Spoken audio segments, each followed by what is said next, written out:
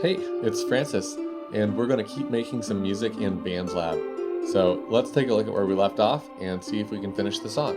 If you missed the previous video, this is a continuation of that one, and I will link to that in the description or over here if I can figure out how to do that. Here is our song as we left it. The only change I have made is I've named the project Dungeon Synth and I've saved it. And our save icon is over here in the corner.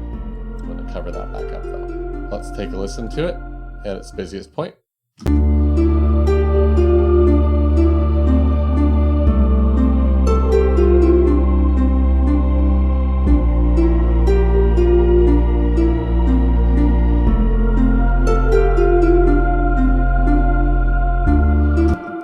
All right, it sounds nice and ambient, but I would like to add another melody instrument and some type of a percussion instrument. So today we're going to start by adding a track, and I'm imagining some type of a flute for our melody instrument. Coming down here to look for the flute, you'll notice that it's not here because we are not in the Instruments tab. So click the Instruments tab in the bottom left. Flute is a wind instrument, so we are going to look for it here. And for our percussion instrument, we can add either a drum machine or a sampler. I think we're going to use a sampler for today. BandLab has a great collection of one-shots over here, so let's see what we can find.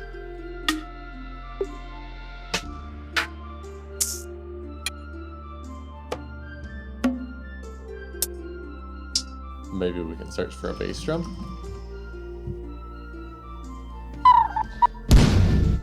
That one sounds perfect. Bring that in, see if there's a gong. I like that. Let's bring it in.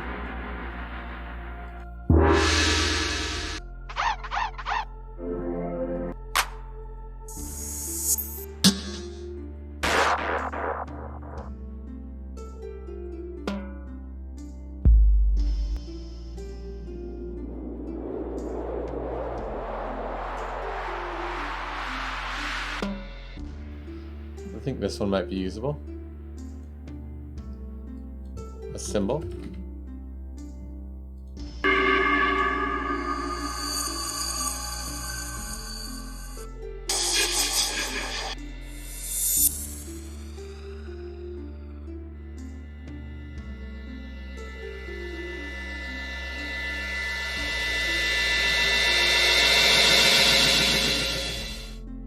Pretty bizarre stuff. We can find a use for that. Where did our sampler go though?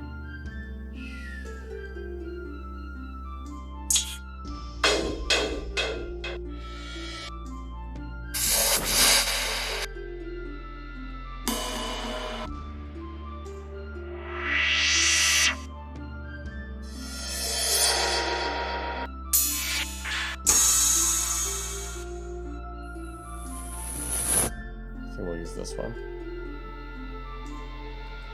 And sometime a tom-tom.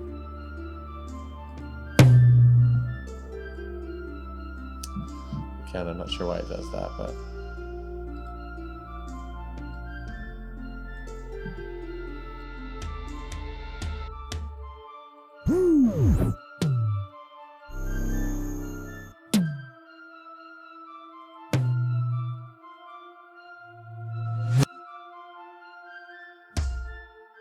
I like this one. And maybe some type of a tambourine.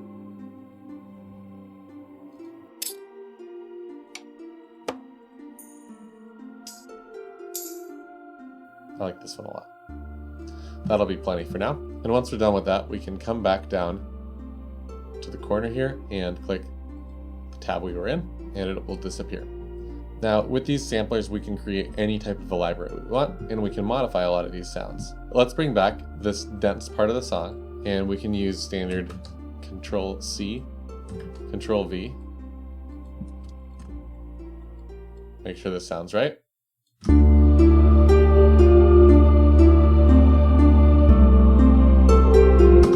And in the sampler, we can go to our MIDI editor and create a simple beat.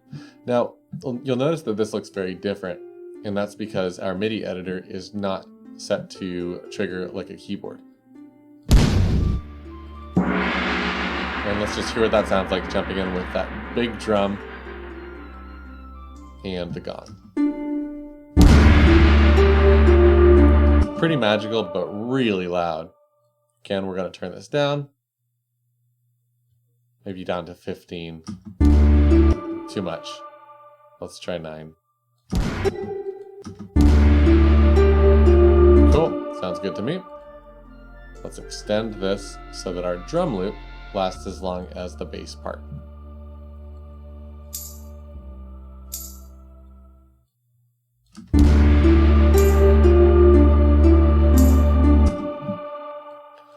We're going to start by placing tambourines on beat 3 of each measure. 35.3, 36.3, 37.3.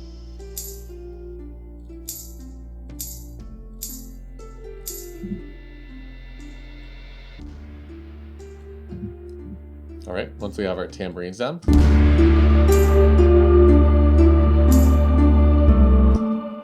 we want to accent the change in chord or bass note.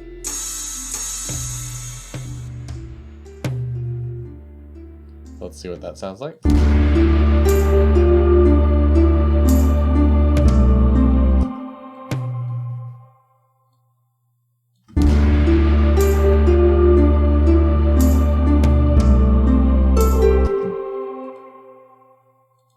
Okay, I found out what my problem is.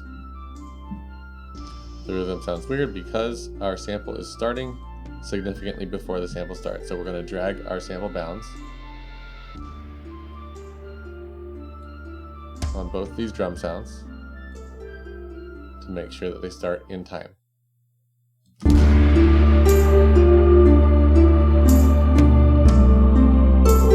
That's so much better. Coming back to our MIDI editor, let's make sure we accent this note. I want to do that with our bass drum again. And perhaps with a cymbal.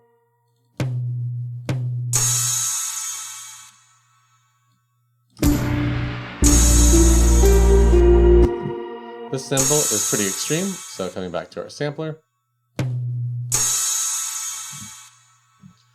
let's make sure we turn it down a little bit. And we're also going to pitch it down a little bit.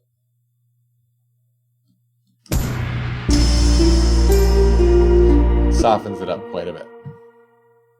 Tone, if we drag this down, it's going to add a low pass filter. Much better. Okay, coming back to our MIDI editor.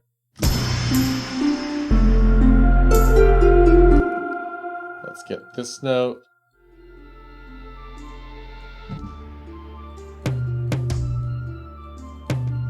And make sure that we have that cymbal.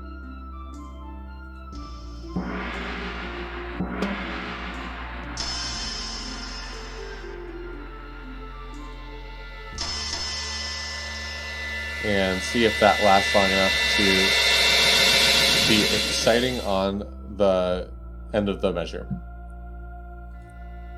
And we're going to filter this a little bit.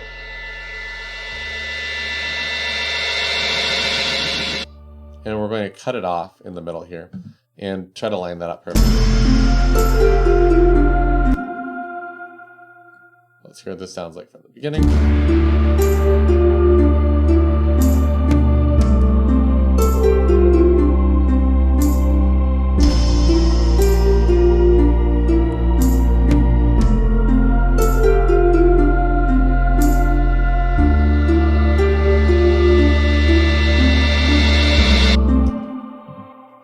Quite a bit too long, so we're going to change our attack time, and let's just hear what that sounds like here.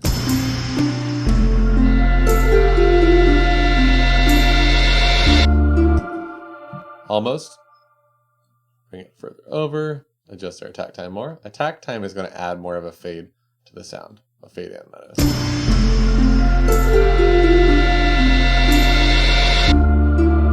Perfect, that's exactly what I'm looking for. a little bit less volume, keep it in the background, and now it should be a perfect loop.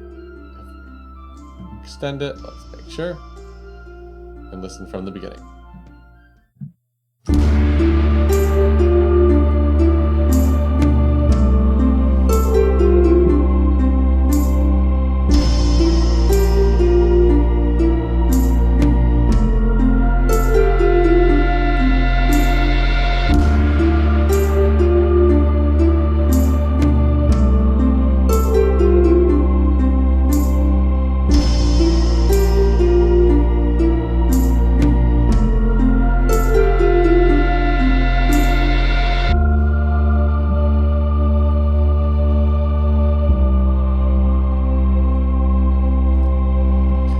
Now, that was unintentional, but I think this sounds pretty cool.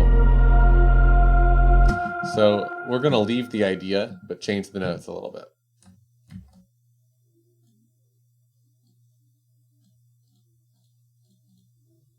A double click brings us back to the MIDI editor, and I want what's called contrary motion, where instead of moving in parallel with the bass, the choir goes up as the bass goes down.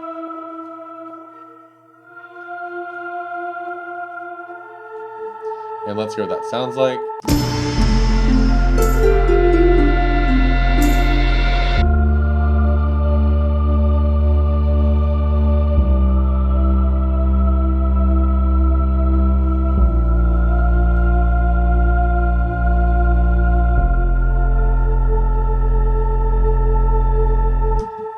Wonderful. And the last thing missing from our song is this flute part that we expect. So let's get started on that. This button here on the transport is going to go to the beginning of the project. And when we mouse over things, we can also see what the keyboard shortcut is for these. So enter, return, or spacebar. So for the flute,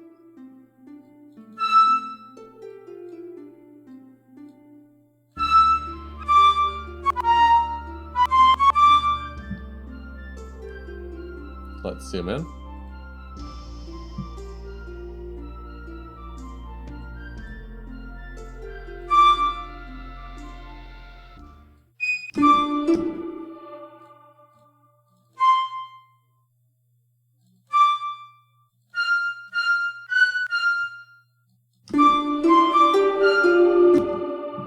That's the vibe I'm looking for. Again, we want this part to be quite a bit longer. Maybe not as long as the bass line though.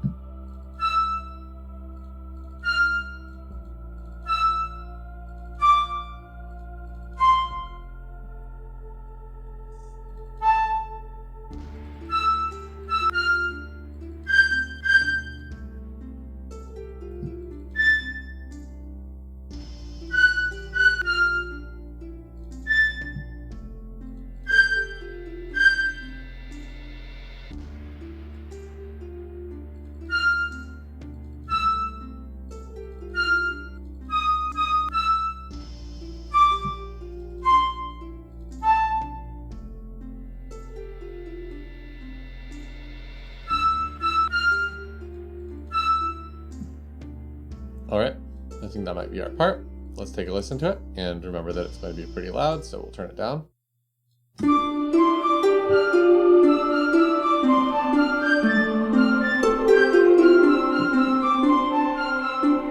I think it's pretty cool, and I just don't want it to start at the beginning, so we're going to bring it over to where the drums start. Extend it for the whole part, and come to our effects. Add our reverb, space maker. We're going to choose a smaller reverb, so I'll choose a hall instead of a church. I want this to sound quite a bit closer. And I think we also want to filter this. It's a pretty bright or high-pitched sounding sound. So we'll choose filter and hold the frequency back on the low pass. Let's see what that sounds like.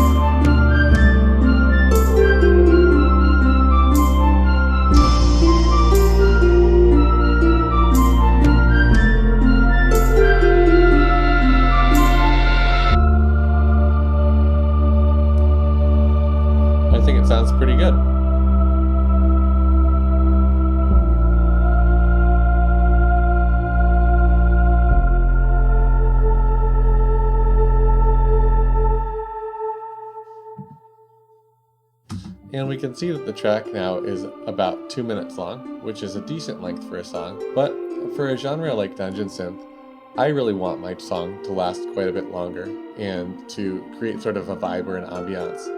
And in order to do that, we're going to explore more ways we can extend an existing idea next time. Thanks for watching.